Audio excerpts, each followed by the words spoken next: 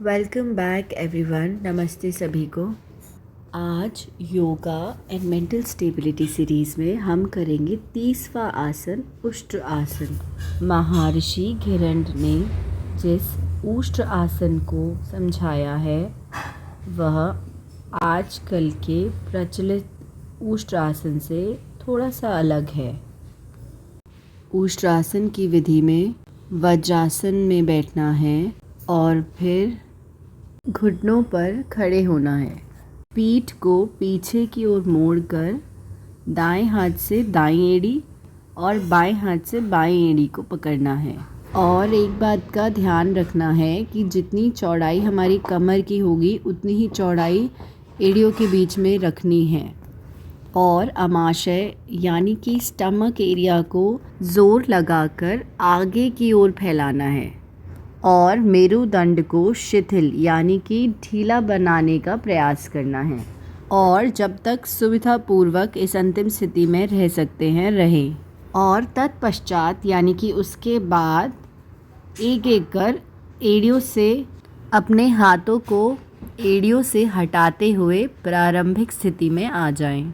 और ध्यान रखिएगा, जब हम श्वास रोककर सिर को पीछे ले जाते हैं तब हमारे मस्तिष्क में खून का दबाव बढ़ जाता है, तो जिस वजह से चक्कर भी आने की संभावना है।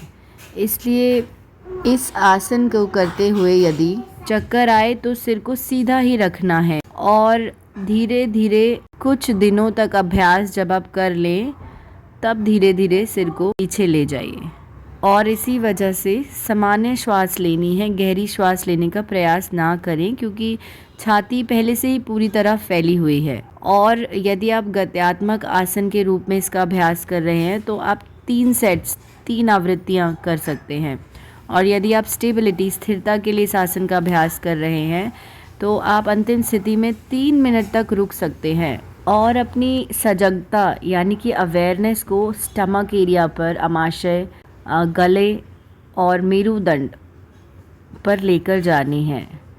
और इस आसन में सजगता का जो धारणा केंद्र है वह स्वादिष्ठान और विशुद्धि चक्र है। हाई बीपी से पीड़ित लोगों को यह अभ्यास नहीं करना चाहिए।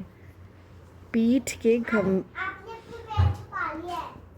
के गंभीर रोग जैसे कटिवात से पीड़ित व्यक्ति को विशेष निर्देश में ही इस आसन को करना चाहिए। और श्वास के प्रति भी सजग रहें।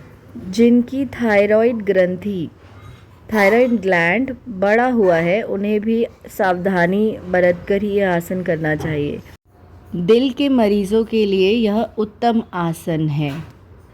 अगर व्यक्ति इस आसन को करता है तो निश्चित है कि उसे दिल का रोग कभी नहीं होगा। और यह आसन डाइजेस्टिव और रिप्रोडक्टिव पार्ट्स के लिए भी बहुत ज़्यादा लाभकारी है। यह आसन अमाशय यानी कि स्टमक रीजन का एक्सपेंशन करता है और कॉन्स्टिपेशन को दूर करता है। स्पाइन मसल्स का एक्सपेंशन होने की वजह से झुके हुए कंधे, कुबड़ और पीठ दर्द का उपचार होता है इस आसन को करने से। और थायराइड ग्लैंड रेगुलरिटी से अपना काम कर पाता है इस आसन को करने के बाद। मैंने करीब 3 मिनट तक इस आसन को लगाया और उसके बाद अगले 5 मिनट तक स्थिरता ही महसूस करी। आशा है आप भी इस आसन का अभ्यास अवश्य करेंगे।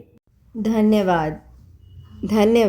कल मिलते हैं 31वें आसन के साथ।